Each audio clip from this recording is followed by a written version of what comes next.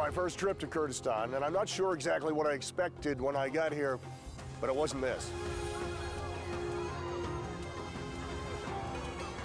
When I got here, there's enormous growth, there's prosperity, there's development going on everywhere, lush landscaping as you look around. The road to get here, however, was not an easy one. You might recall Saddam Hussein famously used chemical weapons and killed thousands of men and women and children right here in Kurdistan. The Barzani family have long led the Kurdish people. Masoud Barzani has long been the leader of the Kurdish people. He served 12 years as their president, but he's much more than that. He is referred to sometimes as the godfather of the Kurds. He is beloved by his people. I had the chance to sit down with him and talk about the long struggle to get where they are, the successes they've enjoyed along the way, and where they're going in the future.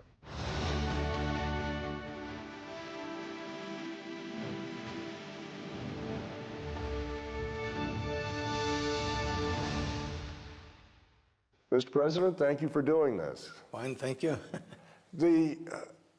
Working for the good of the Kurdish people could be said as a family business. You have spent your entire life working for the good of your people.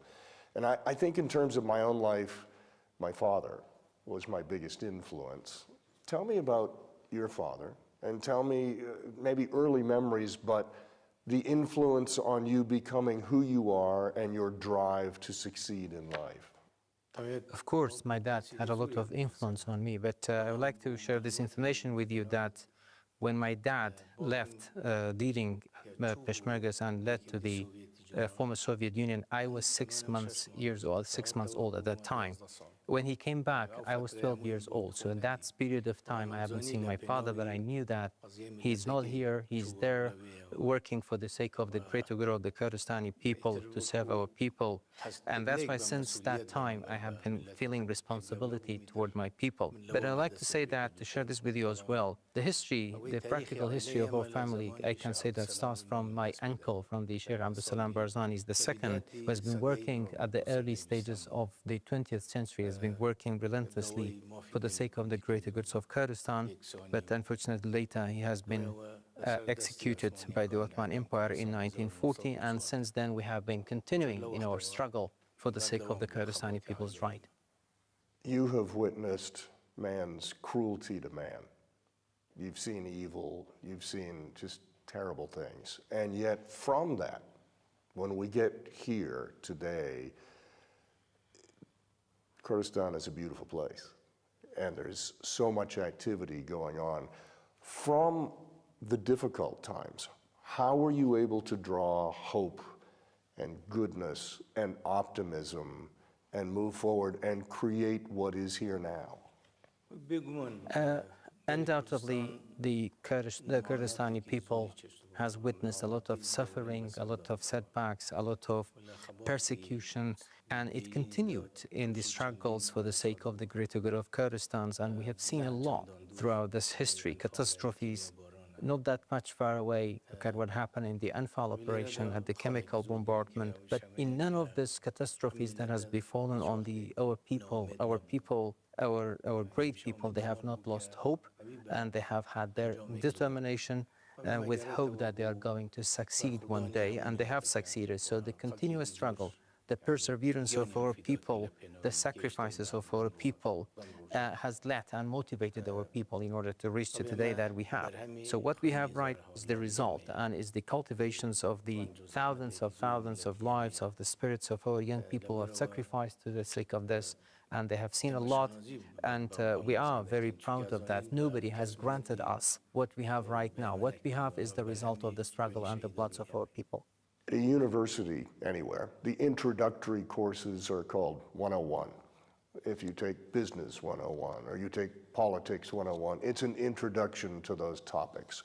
So for Americans that are still learning about Kurdistan, give me Kurdistan 101. What should they know? We are a nation in this part of the world, and we have been here for a long, long time. Maybe we have been here in this area way before much of the other nations that are around in this area. And we are a nation that we have seen a lot of oppression, a lot of persecution. And in the post-World War, the First World War, there has been a division for our land, for our people, without asking any questions whether we are with who we want to be, whether we want to be independent or not. And the first time at the Sevres agreement, the Kurdistani people, they have been given the rights of self-determination, but that has been annulled by the Lausanne agreement later. And they have taken out that right from the Kurdistani people. So that division, that imposed divisions on the Kurdistani people has created a bitter reality, and we understand of this reality is that we don't want to change that reality through violence or through anything, because we as the Kurdish people, we don't want violence. And the Kurdistani people, they have been deprived of their basic rights after that division, and they have faced with a lot of oppressions and persecutions, but we are a peaceful nation, and we are not with the violence. We don't want to change the status quo through force or through violence. We wanted to have a mutual understanding through dialogue in order to live side by side in tranquility with the other nations around, through democracy and through coexistence. And we know that each part of the Kurdistan has their own specific situations, and that should be respected within their own countries through dialogue. They should not be deprived of their national right. Syria is your neighbor.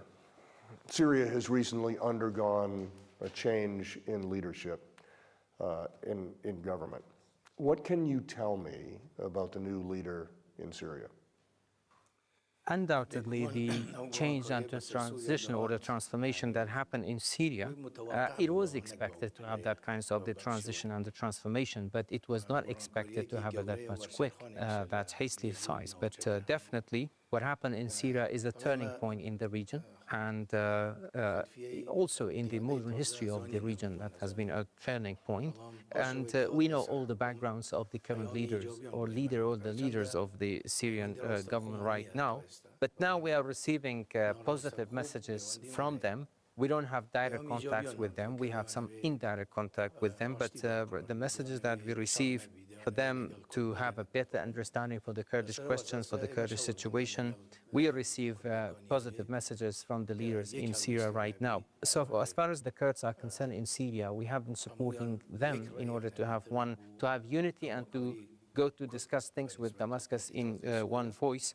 So it was good that to see a Kurdish Unity Conference was held on 26th of April in Qamishlo, and they have agreed to send a delegation to speak in one voice with the Syrian government about the Kurdistan's issue there. So for us, this is important to achieve the Kurdish rights through peaceful means. Let's talk about Iran. You were born within the borders of Iran, and yet throughout your life there have been twists and turns in the relationship there. Where does that relationship stand now between Kurdistan and Iran? It's true that I was born in Mahabad, and Iran is a very important state in the area. It's a neighbor to us, and we never ever wanted to have problems or to create problems with the Iranians. But it's very important that there should be a mutual respect. The relationship should be defined in a mutual respected way, and to safeguard the mutual interests also of the people, and to find peaceful solutions for any outstanding problems or the misunderstanding that is there between us and Iran.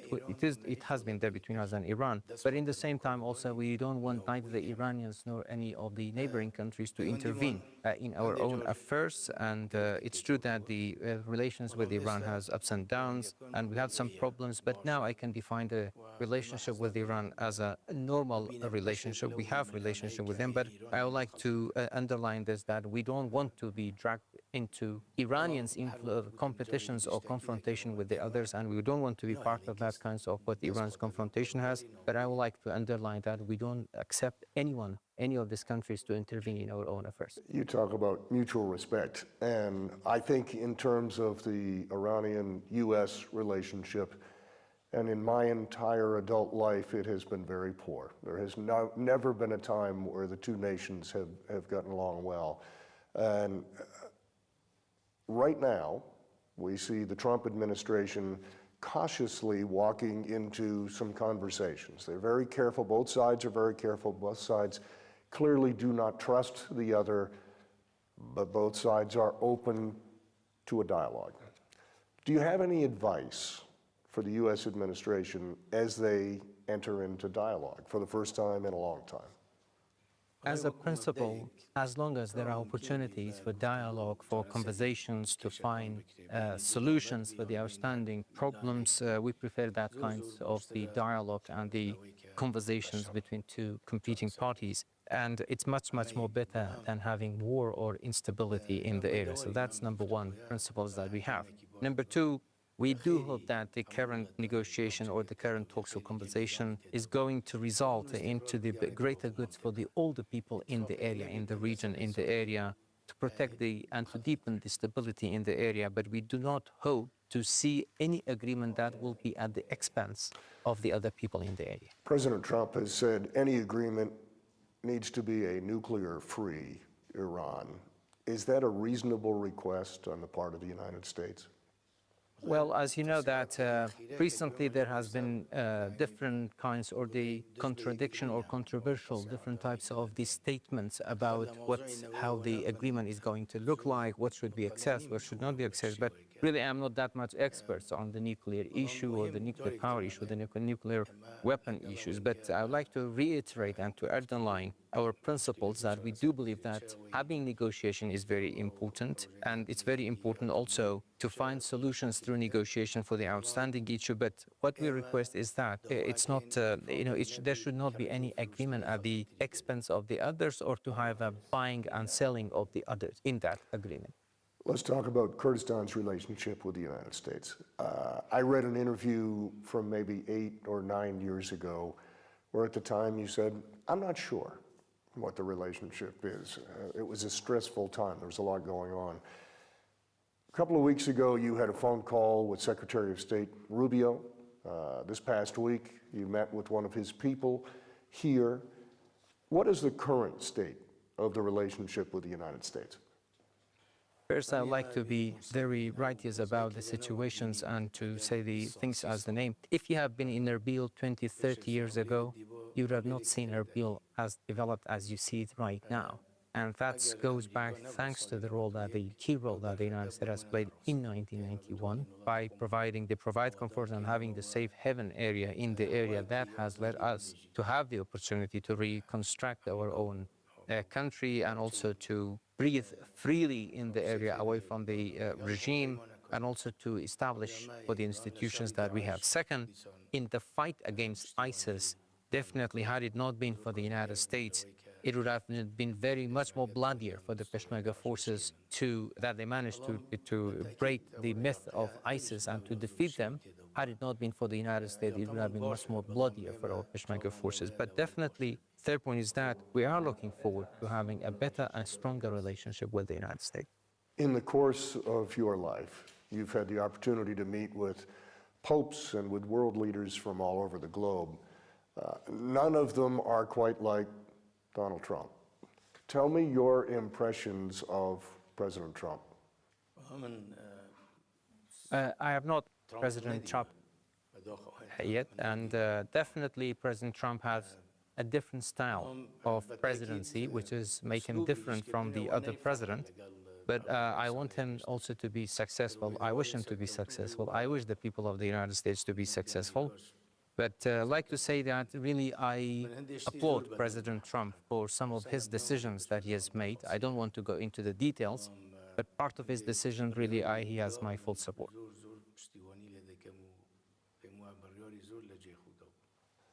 The United States, along with Qatar and Egypt, have put together a negotiating team that is trying to bring a permanent ceasefire, trying to bring peace to Gaza. Any advice, with all the experience you have had, any advice to the team from the United States and from the other nation states moving forward in that effort? It's very apparent, very clear that if it's not being, it's only can be solved by the United States in the area. The United States is playing a very major role in finding a permanent solutions for the area because the catastrophe that we have witnessed in Gaza and the human catastrophes that we've seen in the area, United States has the ability and can play a very important, a major role to push the others also to have a permanent ceasefire and to find solution for that. And as far as from our part is concerned, we are supporting any effort that is going to lead to end this catastrophe, the humanitarian catastrophe that the people are suffering from. Let me change that question just a little bit, and that is there are differences, of course, but the Kurdish people have faced challenges and persecution and difficulty and overcome them. And you are now thriving. You've got a healthy economy. You've got all kinds of good things happening. What can the people of Gaza learn by looking at Kurdistan and your success? The people of Kurdistan has a very deep-rooted culture of coexistence and accepting each other. And throughout history, the Kurdistani people, we have not had any kinds of the religious or sectarian problems with anyone within or outside of the Kurdistan region. And so that has helped us a lot. And as you know, for us, we as the Kurdistani people, as the Kurdish people, we have gone through very, very ups and downs and difficulties. We have seen a lot of different types of the oppressions. For example, the Anfal campaign that has led to that 180,000 people, their fate is unannounced for, is unaccounted for. And in the 70s and the 80s, the Iraqi regime, with 1 second, they have killed 5,000 women and children in Halabja area. Of course, they have used the chemical weapon in the other parts of Kurdistan, but the catastrophe, the chemical bombardment in Halabja was very intense, and we had lost a lot of people there.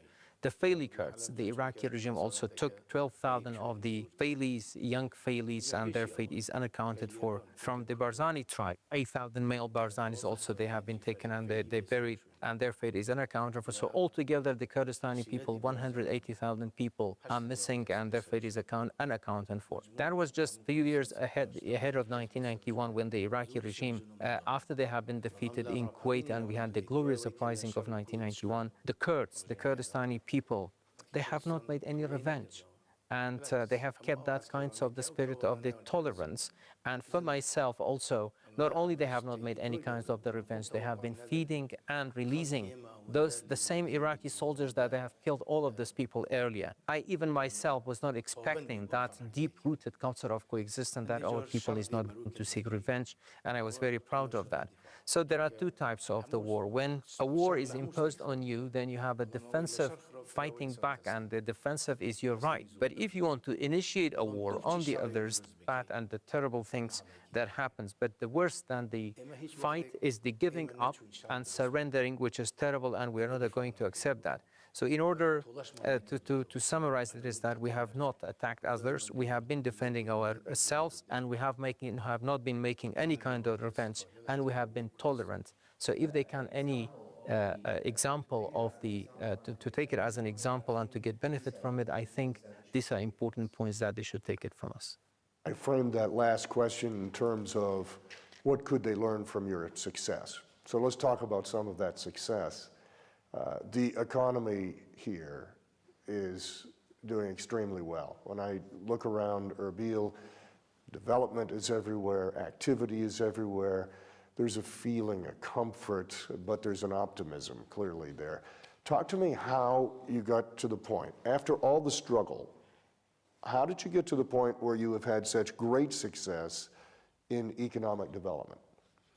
As you know, that the people of Kurdistan, they love their country, whether they are in the private sector or whether they are in the government sector, they all love their country, and so that's why they are all working for the reconstruction of the country. And I would like to say that in 1991, when we had the uprising, when we liberated our area, out of 5,000 villages, we had 4,500 villages completely destroyed and razed to earth. So when I was visiting different parts of Kurdistan in 1991, I was saying that how hard it is for all of us to reconstruct these villages. And it looks like, at that time, it looked like to be a very impossible mission for us to reconstruct this area. But now, after all of this reconstruction, when I travel again to the different parts of Kurdistan, I look like it, as I said, it looked like an impossible mission to manage to receive to what kind of the construction we have in these areas that has been destroyed in the other time. But that has been also achieved through the resilience and the perseverance of our people, whether in the private sector or in the government, in the KRG,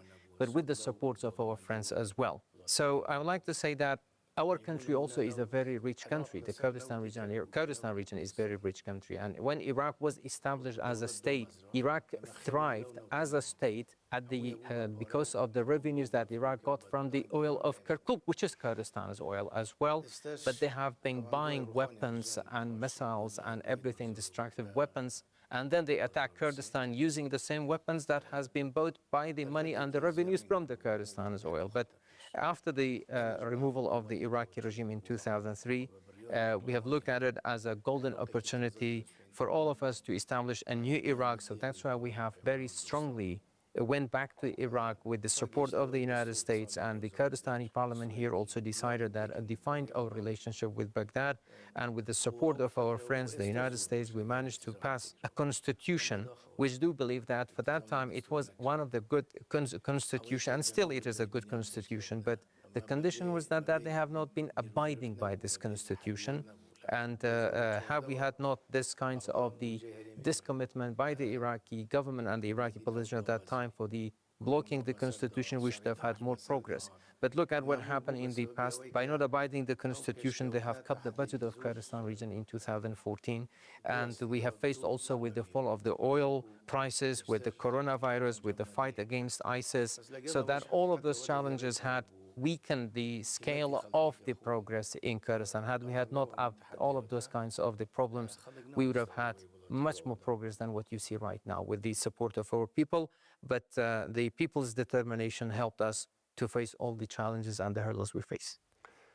You have also stressed the importance of education, and not just in the urban areas, but all over, everywhere. Tell me how that is being implemented and why it's such a priority for you. We strongly believe that the very important base for development is education for any nation. So that's why we have been stressing a lot on the education, and even not now, even when we're in the revolutions and in fighting for the struggle of our people, even under the bombardments of artilleries and fighter jets, we have been continuing educating our people, even sometimes the caves were the school rooms for our students at the time, because we do believe that an educated nation has more opportunity for progress. An educated nation, they don't have that much possibilities to develop. I want to say a name to you and get your immediate response, and that name is President George W. Bush. President George W. Bush has a special space in our hearts, and we have a lot of great appreciation for him. And he's a great, great friend of us. The one thing I've heard about repeatedly since I've been here, not only from the Kurdish people, but from people who have moved here from elsewhere, is about the Kurdish culture. They all say, Tim, you'll love the Kurdish culture. These are wonderful people. Tell me about the Kurdish culture. What does that mean? Well, as far as the Kurdish people are concerned, well, in politics, in economy and commerce, the Kurds have not been given that kinds of the freedom of movement and a lot of oppression in both years. I can say that in terms of the culture, we have had that space in order to deepen and to more deepen this kind of the culture that we have. So that's why we can say that the Kurdish people managed to enrich that deep-rooted culture that the Kurdistani people are very proud of. In America, particularly in Hollywood, they love a success story. They love the underdog, someone who has to fight and scrap, but ultimately is victorious. Your story is very much that story. You have had very difficult times, very challenging times, and yet here we are in 2025, and it's great success. Looking back, it's a difficult story, but where we are now, it's a great story. The question is, where does the future go from here? Where do you hope Kurdistan is in 10 years or in 20 years? I have an unwavering belief that the self-determination is a right for the Kurdistani people also as the others. And in the end, the Kurdistani people, through peaceful means, they should have this self-determination right until maybe within 10 years, I don't know, but definitely I underline, it should not be through violence, it should not be through forceful ones, it should be through dialogue. So what I wish and to see is whether within in the next 10 years, it's next century, that the Kurdistani people, that the nation of the Kurds also to be free. Final question, and that is, human nature is, we sometimes reflect on our own being. I know you're very modest, you're very humble in your role, but you have clearly played an essential role in the development of Kurdistan and allowed this to be where it is now and move forward, allowed the circumstance that allows Kurdistan to move forward. When you reflect back on a lifetime of work, is there a certain pride, a certain satisfaction that Kurdistan is now where it is? I'd like to underline that in my life, I haven't done anything that I have not believed in. So I have done everything with my belief, so that's why I don't regret anything in my life, because I have done it with my full belief. But from the current situation, when you look at some of the situation in the past, had I had that knowledge about that situation from now, maybe I would have had some more different kinds of the decisions or different kinds of the position, but that's based on the current information that I have on the past. But definitely, I underline, I don't regret anything because whatever I did with my full belief. But concerning the certain points with a lot of satisfaction that has left for now, I think really what happened in 1991 during the uprising time, when I saw my people free, when I saw the region freed from the oppression of the regime. So that's a very satisfactory period that I recall. But also, when I was 12 years old in 1958, when my dad came back and my uncle, Sheikh Ahmed, was freed from the prison, and we as the Barzanis were allowed to go back to Barzan village, also that was a very momentous time for us, satisfaction time. But I don't have the same one as 1991 because in 1958 I was only 12 years old, so I don't have the amount of that satisfaction that I had it in 1991. Mr. President, thank you very much. Thank you. Enjoyed it.